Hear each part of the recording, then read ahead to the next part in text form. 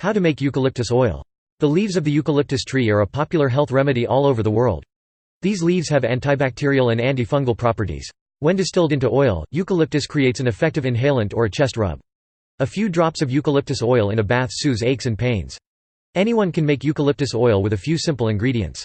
Using a crock pot to make eucalyptus oil.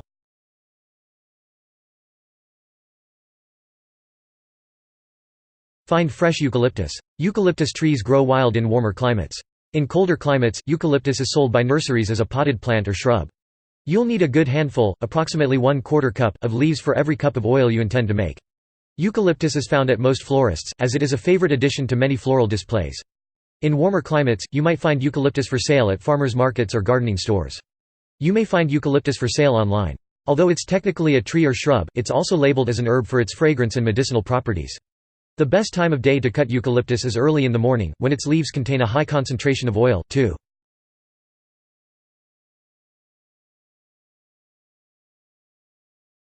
Wash the leaves in the sink with water. Rinse well, and set aside to dry. You may also choose to dry the leaves with a clean, dry cloth or towel. This step is particularly important when buying eucalyptus from a florist, as the leaves may be sprayed with preservative. Get the leaves as dry as you can, but if there's a little water left it will evaporate.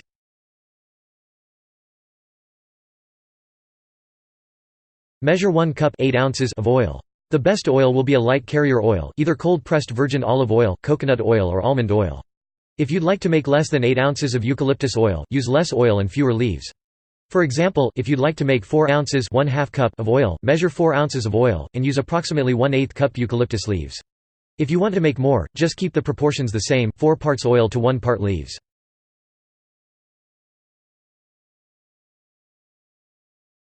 Strip eucalyptus leaves from stem, and gently crush with your hands.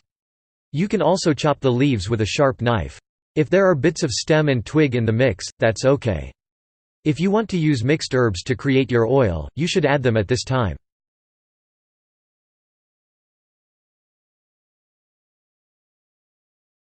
Combine oil and leaves in a crock pot set on low. Allow the mixture to steep for at least 6 hours. The longer it steeps, the stronger your eucalyptus oil will be. The scent of the steaming oil will be fairly strong throughout your home. Make sure you're making your eucalyptus oil at a time you can enjoy it.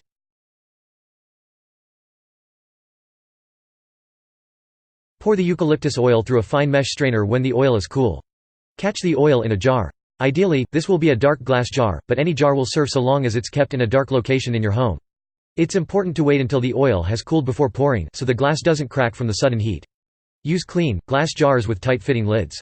Make sure they are dry as well. Any water or moisture in the jars can cause mold.